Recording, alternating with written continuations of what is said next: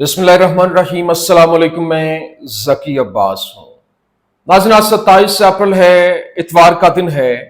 और गुज़श्ता व्लॉग में मैंने आपको खबर दी थी, मैंने आपको बताया था कि इस वक्त भारत की जानिब से एक एडवेंचर करने की कोशिश की गई, लेकिन वो उनके गले पड़ गया।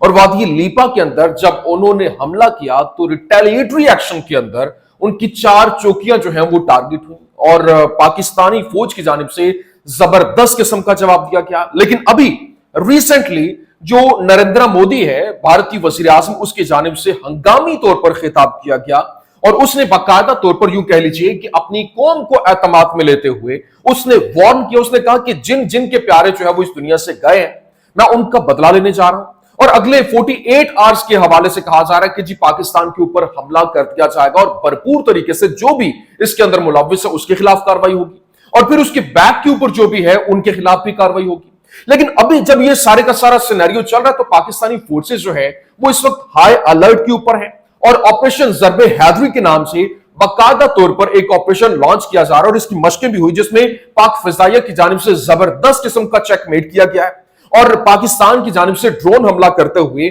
जो इनकी एक मजमूम काविश थी, कोशिश थी, उसको नाकाम बनाया गया और जो दरअंदाजी की कोशिश थी उसको जो है वो यहां पे पाकिस्तान के अंदर दरअंदाजी की कोशिश उसको नाकाम बनाते हुए उनके 47 जो कारिंदे थे, जो दहशतगर्द थे, उनको अगले जहान पार्सल किया गया है। और फिर ये कैसे ऑपरेशन लॉन्च किया गया, ये बड़ी आम स्टोरी है, ये आपके सामने रखना। और फिर तमाम जो जंगी जहाजों की परवाजें जिसमें पाकिस्तान के पास जो बेहतरीन किस्म के जितने भी जहाज हैं उनको इस वक्त, जिसमें JF-17 थंडर है, F-16 है और इसके अलावा जो J-10C है, फिर HQ-9 हिमाद है, AWNC है, ये तमाम तर जो इनकी जबरदस्त किस्म का इक्विपमेंट और हवाई जहाज जो है वो इस वक्त परवाजें कर रहे हैं और बाकायदा तौर पर इनको जंगी जहाजों की परवाजों के साथ साथ पोजीशन जो है वो भी फाइनल कर ली गई है, फिर टारगेट जो है वो भी लॉक कर लिए गए। यूं कह लें कि एक बड़ा जबरदस्त किस्म का एक क्यास क्रिएट हुआ पड़ा है ये दोनों मुल्कों के दरमियान, जो एक हंगामी सूरत हाल पैदा की जा रही है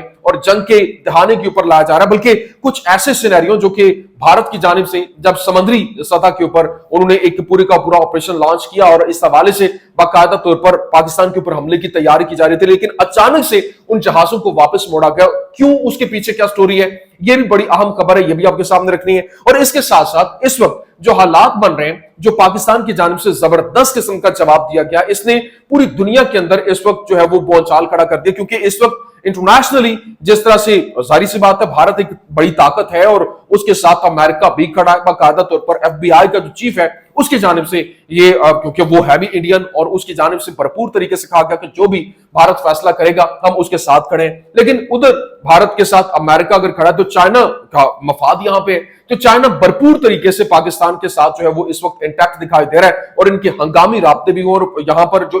जो इस वक्त चाइनीज जहाज हैं वो पाकिस्तान की फिजाइया के अंदर पेट्रोलिंग कर रहे हैं। इसका मतलब यह कि बहुत हंगामी सूरत हाल पैदा हो चुकी है। ये क्या तमाम डिटेल्स हैं, वन बाय वन आपके सामने रखते हैं। अच्छा नाज़रीन, सबसे पहले इन तमाम इश्यूज के ऊपर बात करने से पहले मैं आपको यह बताना चाहता हूं कि क्रिकेटर्स जो हैं, ऑफ कोर्स उनका एक अपना मकाम है, वो अमन के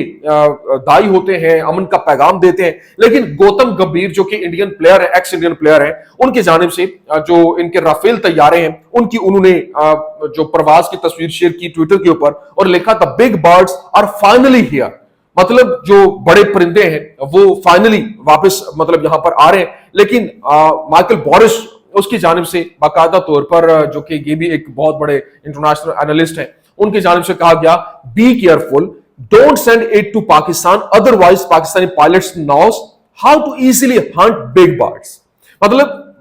बहुत एहतियात से इन बड़े परिंदों को इनको पाकिस्तान मत भेजना, क्योंकि पाकिस्तानी पायलट्स को पता है कि बड़े परिंदों का कैसे शिकार किया जाता है। The message for big birds is to stay in their nest and safe. मतलब मैसेज है आपके बड़े परिंदों के लिए कि इनको अपने घोंसलों में रखें और महफूज रखें। तो ये तो एक बात हो गई कि पूरी दुनिया को पता है कि पाक फिजाइया जो है, जो उसका क्या कैपेबिलिटी है और पूरी दुनिया के अंदर मन्नी तरन्नी जो है ये पाक फिजाइया की अप्रोचेस और इनकी जो सलाहियत है वो पूरी दुनिया मानती है। लेकिन अभी जो पाक फिजाइया ने चेकमेट किया भारत को वो बड़ा इंपॉर्टेंट है। देखिए, पाकिस्तान ने चाइना से PL-12 जो मिसाइल खरीदे हैं जो कि बियॉन्ड विजुअल रेंज होते हैं, मतलब वो आपको नजर तक नहीं आते हैं और ये इतने दूर से फायर होते हैं कि नजर तक नहीं आते और इसलिए इनसे बचना भी मुश्किल होता है। लेकिन इनकी रेंज 70 से 100 किलोमीटर है, मतलब 70 से 100 किलोमीटर तक है। जबकि पाकिस्तान ने अपने JF-17 थंडर पर BF-15 नस्ब कर दिया, जिनकी रेंज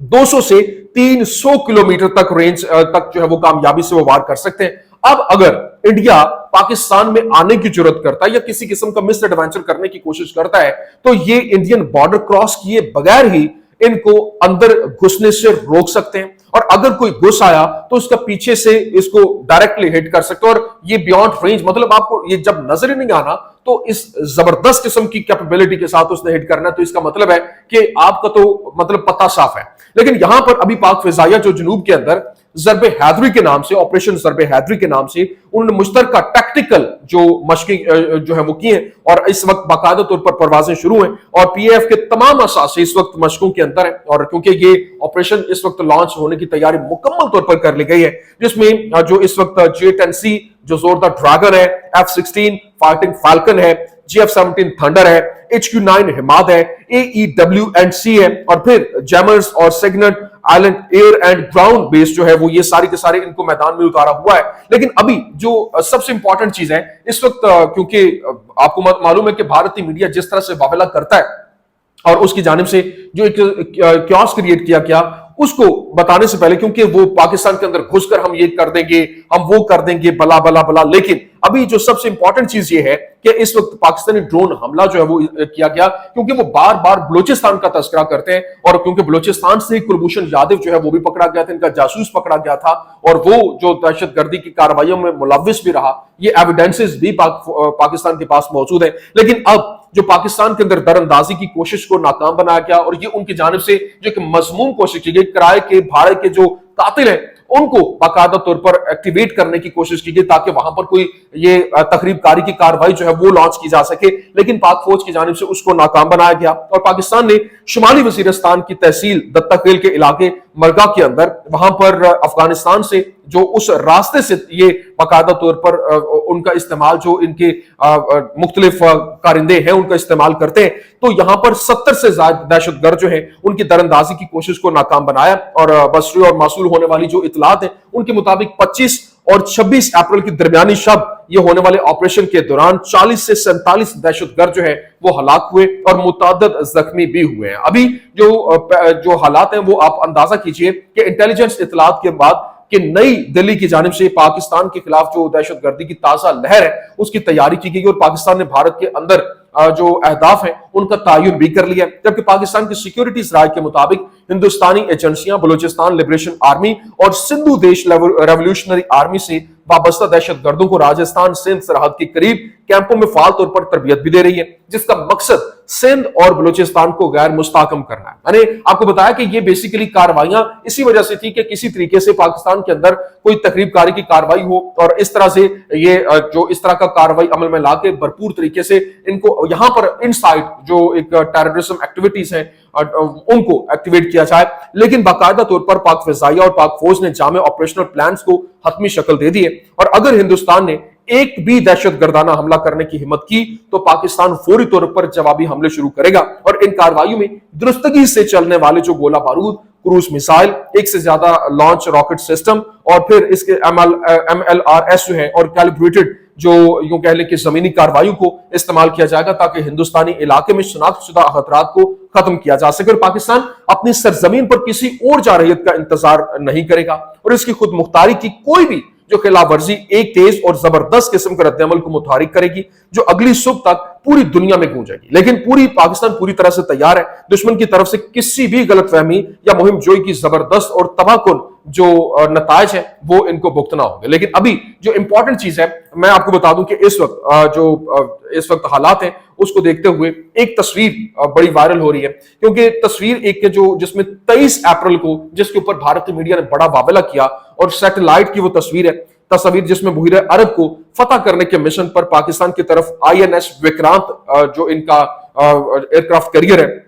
वो गश्ते हुए दिखाया गया है और हिंदुस्तानी मीडिया उस वक्त भरपूर चीख कर वावेला कर रहा है कि जब तक इनका सांस ना खत्म हो जाए इनको इम्पैक्ट दिखाओ और इम्पैक्ट के लिए आप तैयार हो जाओ, तबाही के लिए तैयार हो जाओ, हमारा ये आ रहा है, हम ये कर देंगे, हम वो कर देंगे। लेकिन उसके बाद कल एक और तस्वीर आई है, सैटेलाइट की ही तस्वीर है 26 अप्रैल की, जिसमें सैटेलाइट की तस्वीरों में दिखाया गया कि जो इनका आईएनएस विक्रांत है, जो इनका एयरक्राफ्ट कैरियर है, वो जनाब वाला पाकिस्तान की तरफ से एक ड्रामाई फायरिंग की मशक के बाद तगों के जरिए वापस जो है वो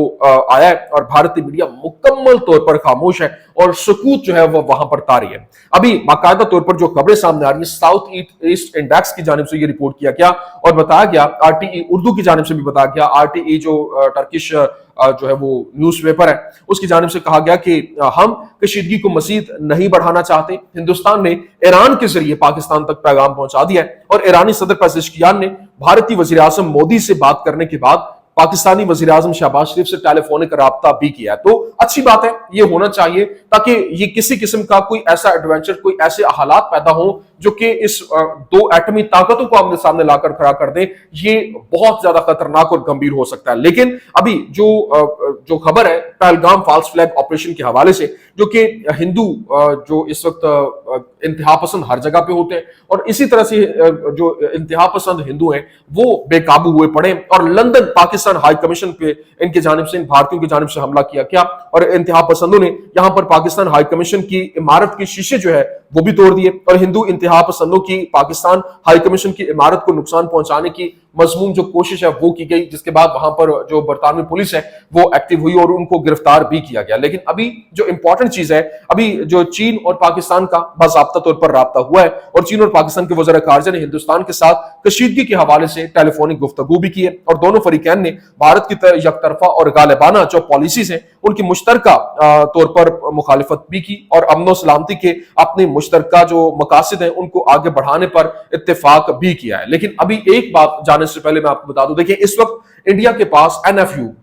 है, यानी नो फर्स्ट यूज पॉलिसी है उनकी। मतलब फर्स्ट उनको वो जब तक इनके ऊपर न्यूक्लियर अटैक नहीं होगा वो किसी किस्म का न्यूक्लियर हथियार इस्तेमाल नहीं कर सकते हैं। इसके बरक्स पाकिस्तान के पास एफयू यानी कि फर्स्ट यूज पॉलिसी है जो इंडिया को डराने और उनकी नींद उड़ाने के लिए ही काफी है। यानी हम न्यूक्लियर हथियार जो है वो इस्तेमाल, मतलब पाकिस्तान इस कैपेबिलिटी को यूटिलाइज कर सकता है जब भी इन्हें लगे, पाकिस्तान को लगे कि उसकी जरूरत है, तो इसके लिए उन्हें किसी भी अटैक के इंतजार की जरूरत नहीं है और वो हमला कर सकते हैं। ये बाकायदा तौर पर जो पाकिस्तानी एनालिस्ट हैं, जो पाकिस्तान के अंदर मुख्तलिफ जो